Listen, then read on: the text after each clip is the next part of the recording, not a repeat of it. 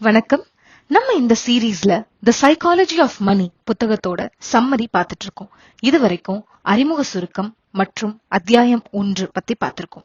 அதுல இருந்து மனிதர்கள் பண சம்பந்தப்பட்ட முடிவுகள் எடுக்கிறதுக்கு மிக முக்கியமான காரணமா அவங்க வளர்ந்த சூழ்நிலை இருக்குதுன்னு புரிஞ்சுக்கிட்டோம். இந்த பதிவுல நாம அத்தியாயம் 2 லக் அண்ட் ரிஸ்க், அதாவது அதிர்ஷ்டமும் இடர்பாடுகளும் பத்தி பார்க்க போறோம். முதல்ல பணத்துக்கும் லக் அண்ட் ரிஸ்க்குக்கும் என்ன சம்பந்தம்? இரண்டாவது, அதை புரிஞ்சுக்க பில்கேட்ஸோட ஒரு குட்டி கதை. மூணாவது, இத புரிஞ்சுக்கிட்ட நம்ம லைஃப்ல யூஸ் பண்ணி எப்படி சரியான முடிவுகளை எடுக்கிறது, இத பத்தி பார்க்கலாம். வாங்க வீடியோக்குள்ள போலாம்.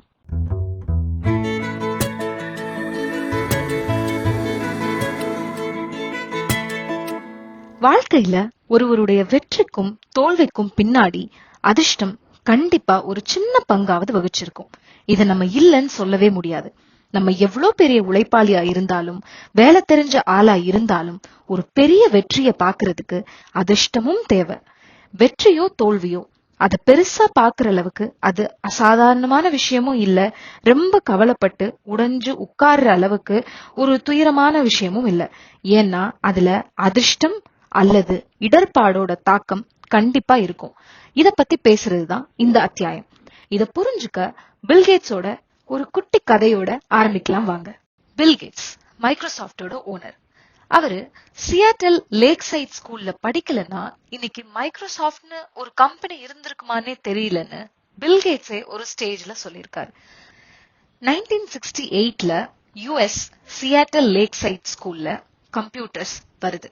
அந்த டைம்ல மோஸ்ட் ஆஃப் த யூனிவர்சிட்டிஸ்ல கம்ப்யூட்டர்ஸ்னு ஒண்ணு இல்லவே இல்ல.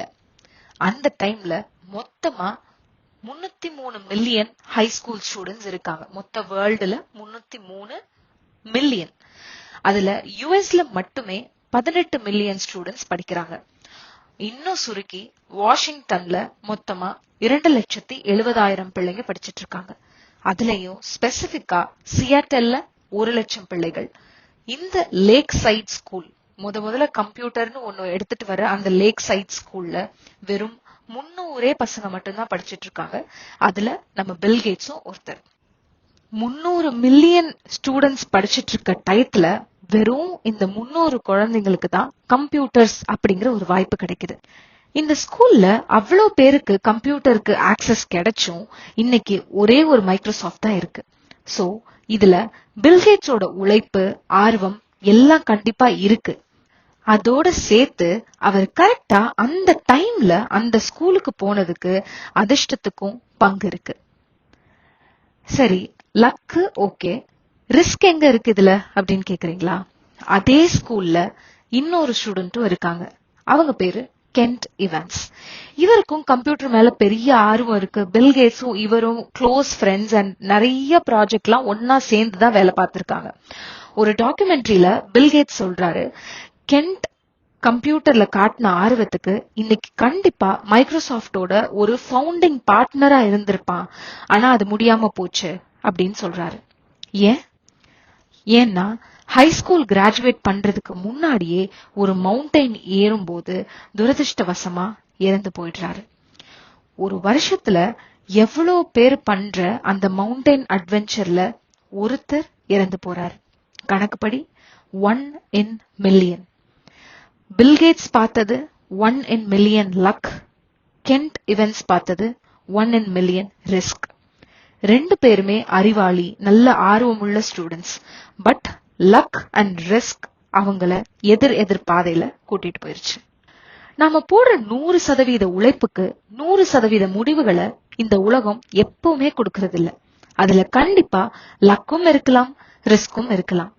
பெரிய பிசினஸ் ஆரம்பிச்சு தோத்து போறவங்களோ, இல்ல ஸ்டாக் மார்க்கெட்ல பணம் போட்டு இழந்தவங்களோ, ஏன் எக்ஸாம்ல ஃபெயில் ஆகுற ஸ்டூடெண்ட்ஸ் கூட ஏன் 1% கூடவா ட்ரை பண்ணிருக்க மாட்டாங்க? கண்டிப்பா இல்ல. அதுக்காக அவங்க நல்லா படிச்சிருப்பாங்க, நிறைய ஆராய்ச்சி பண்ணிருப்பாங்க, எவ்வளவு ட்ரை பண்ணிருப்பாங்க. ஆனா ரிஸ்க் ஃபேக்டர் அவங்க நேரத்துக்கு அவங்க பக்கம் இருந்ததால தோல்வி.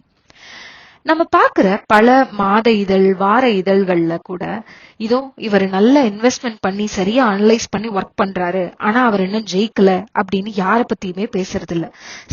சில டைம் சரியான யுக்தி எதுவுமே இல்லாம கூட லக் மட்டுமே அவங்க சைடு இருந்ததுனால ஜெயிச்சிருப்பாங்க. ஆனா அவங்கள பத்தி தான் அட்டப்படத்திலேயோ புத்தகத்திலேயோ பேசப்படுது. லக் அண்ட் ரிஸ்க் அடையாளம் கண்டுபிடிக்கிறது ரொம்ப கஷ்டம். ரெண்டுக்கும் ஒரு சின்ன கோடு தான் இருக்கு. கோட்டுக்கு இந்த பக்கம் லக், அந்த பக்கம் ரிஸ்க். இது எப்படி புரிஞ்சுக்கிறது? இத வச்சு மணி சார்ந்த முடிவுகளை எப்படி எடுக்கிறது? இதுதான் எனக்கு வந்த கேள்வி. சோ அத புரிஞ்சுக்க நான் ஒரு 3 பாயிண்ட் சொல்றேன். ஒண்ணு, நம்ம பாக்குற வெற்றி பெற்ற மனிதர்கள் வெறும் உழைப்பால மட்டும் ஜெயிச்சாங்கன்னு நினைக்காதீங்க. ஏன்னா அவங்க சைடு லக் ஃபேக்டரும் இருந்திருக்கலாம். இரண்டாவது, அதே மாதிரி தோல்வியோ அல்லது ஏழ்மையோ அவங்களோட சோம்பேறித்தனத்தினால மட்டும் வந்திருக்கணும் நினைக்காதீங்க. அவங்க சைடு ரிஸ்க் இருந்திருக்கலாம்.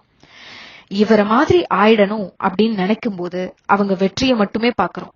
இவரை மாதிரி ஆயிடக்கூடாது அப்படின்னு நினைக்கும் போது அவங்களோட தோல்வியை மட்டும்தான் பாக்குறோம். இது தப்பு.